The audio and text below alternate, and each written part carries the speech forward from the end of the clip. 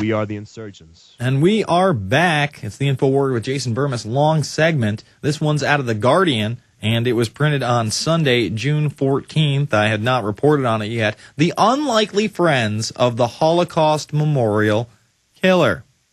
Okay, yet for all its roots in neo-Nazism, von Braun was also a transitional figure who typified a wider range of forces than I can adequately squeeze into the far-right label. He was an enthusiastic truther. Again, no evidence of this, and especially no evidence that anybody supported him as a 9/11 truther, saying he was a hero. Again, he walked into a museum and killed a security guard who maybe was making minimum wage. This is not a political action. This is the action of a madman who went on the net to deny that the al-Qaeda attacks on New York and Washington had surprised the conspirators in power who secretly controlled America. Unfortunately, that is true. Al-Qaeda attacks on New York and Washington. Give me a break, man. Come on. Al-Qaeda? Really? We're going to get to that in 1 second, actually, but I want to read more of this because it just gets more and more disgusting. The 9/11 truthers von Braun joined have a far greater appeal, however. Admittedly, they do not seem appealing at first glance. In fact, they seem like nutty geeks with wild eyes who consistently film public meetings in the hope that a member of the establishment will admit to being part of a global conspiracy in an unguarded moment. No, what we do is we talk to real political officials about real issues and ask them pointed questions that they often don't want to answer. You know, just like Newt Gingrich when he's asked about the Bohemian Grove. Oh, I don't go there. Oh, I don't know what you're talking about. My picture's in there, and yeah, I do go there, but I don't go there. I'm a Christian conservative. Or when we talk about Building 7 to Thomas Keane, and he said, oh, we didn't see any evidence of the kind of thing that you're talking about. There's no loss of life in that building, total lie. So we didn't really want to investigate that at all. You know, you don't bring those up, or like he says later. He honestly says this. When I argue with truthers, I point out as gently as I can that they are the children of Holocaust deniers. Again, desperately trying to associate 9/11 truth with Holocaust denial and white supremacy. They have done this from day one when people question the attacks, and they think they're going to have success with this. I promise you, they will not. They will not. On the surface, you know, they have all the idiots out there, the people who are just totally blind to what's going on in the world going, oh, these 9/11 truthers, they don't believe in the Holocaust, oh no. And then, oh, they're bad people. Oh, these 9/11 truthers. They even bring up, you know, the 7/7 attacks in London and how many people realized that that was an inside job. You know, but we're all dangerous. We're very dangerous. We want to bring down the country. And the reason I'm covering this one is because, you know, The Guardian is a huge paper out in the UK. In fact, The Guardian is the one that sent Charlie Skelton out to the Bilderberg Group, where he got an unpleasant surprise that, oh my God, these are the rulers of the world. This is heavily secured. And why aren't people making a big deal out of these meetings? And yeah, accused 9/11 mastermind. This is out of the Miami Herald yesterday. I make up stories. Let me repeat that.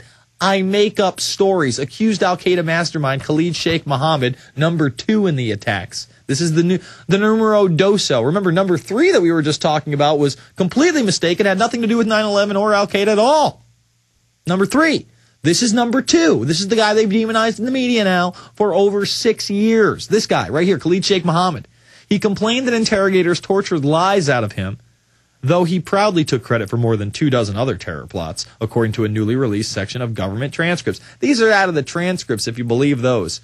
I make up stories, Mohammed said at one point in his 2007 hearing at Guantanamo Bay. Oh, nothing controlled at Guantanamo. Oh, no, yeah, the military tribunals there are very fair. In broken English, he described an interrogation in which he asked the location of al-Qaeda leader Osama bin Laden. Where is he? I don't know, Mohammed said.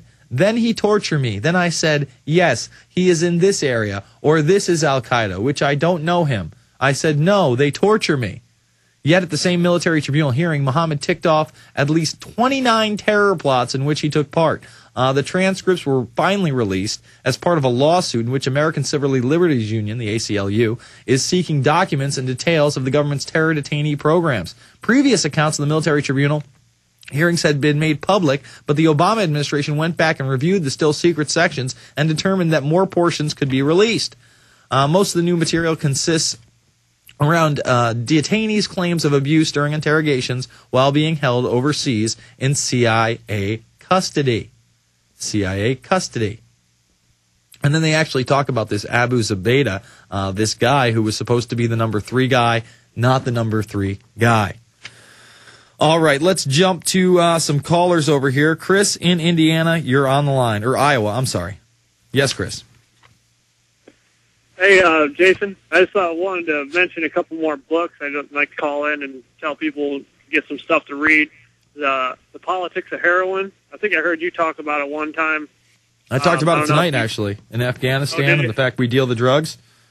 Oh, yeah. Well, I like to tell everybody, you get your hands on this book and you start, realizing as you read through it, I'm about, maybe about halfway through it, and you're about 400 years worth of history of the drug trade in the space between Europe and China, which is basically with the deciding factor on whether you'll be able to win a war in that area is whether you control what drugs are being moved around there. If you can make everybody in the entire area pay you to live there with poppies, you can turn around and turn it into heroin and sell it to whoever you want and do whatever you want with the money. Absolutely, and it's black op money, too. It's black market money. It helps to fund these covert operations and this international intelligence organization that carries out these black ops, literally the tools of the invisible empire. Yeah, it's the same drug war that we got going on here. It's just with more things than just heroin. With, the cocaine, the heroin, the pharmaceutical drugs. The marijuana is not completely regulated, but listen, when they did the Iran the Iran-Contra affair, they were running marijuana out of Panama as well as cocaine. So, they are intimately involved with the real drug dealing in this country. It is the smaller drug users and small-time dealers and smaller cartels that don't pay their cut that end up in this privatized prison system that they further benefit from. Oh yeah, it's a giant circle that spirals downward into where we're at right now. And, absolutely. I tell everybody they need to read The Deliberate Dumbing Down of America, and at least go to the library and pull it off the shelf and just read some of the appendices in the back. Because some of them are only 5 or 6 pages long. But there's one in particular, the difference between traditional education and direct instruction. Not direct instruction from a teacher at the front of the class. It's direct instruction focuses on a narrow curriculum, which in particular subject is introduced via stimulus of a particular response from the... Yeah, the thing that they don't want to teach is critical thinking. They don't want people to absorb information and then think about all possibilities for themselves. They would rather direct them in one narrow path where they cannot see the bigger picture and understand what's really going on. And this is how compartmentalization works. This is one of their modes of control. I thank you for the call. Let's jump to Bernie in New York. Bernie, you're on the line. Hey, what's up, Jason? How you doing, man? I was calling to tell you, I just got off the phone with one of my friends. I gave him the Obama deception. I gave him the end game. I gave him the loose change. I even linked some of the articles on Infowarrior to him. And he has the cojones to come and tell him, he goes, oh, you actually believe what these guys are telling you, man? Those are all lies. Obama's doing good for this country. I got so frustrated. I just wanted to break my phone. Did he even watch the films? Or did he just turn them on for a moment? With his wife, he watched them with his friends, and they're all telling me, oh, you believe these lies. I can't believe you're watching this stuff. You could go to jail for this kind of stuff. I'm like, are you serious? This is not treason. We're a free country. I'm trying to enlighten you so later on down the road you won't be one of the slaves. Well, I wouldn't be surprised if he just went to the websites and saw the viewpoint that they were spewing and told you that he watched these films. I mean, you ask him what the opening scene of the Obama deception is and see if he can actually tell you. I don't think he could. I would suggest for 9/11 Truth to get him started. My film Fabled Enemies doesn't deal with controlled demolition. It just deals with the international intelligence cartel that pulled off 9/11 9 ways from Sunday. Everything in there is mainline documentation. It is irrefutable.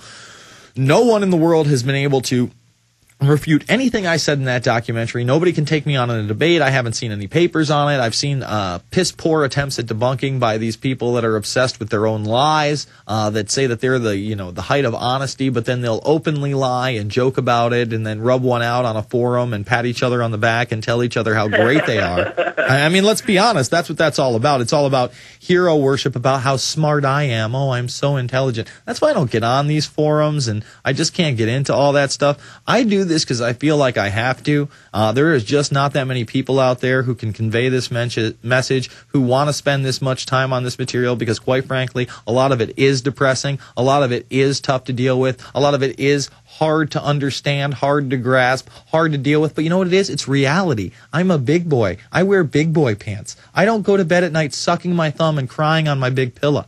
You know what I mean? So I've got to step up and be a man. I can't just be an eternal boy like so many adults have chosen to do. I can't just wake up every morning and say, you know, the best part of my day is going to be kicking down a six-pack and watching the game tonight.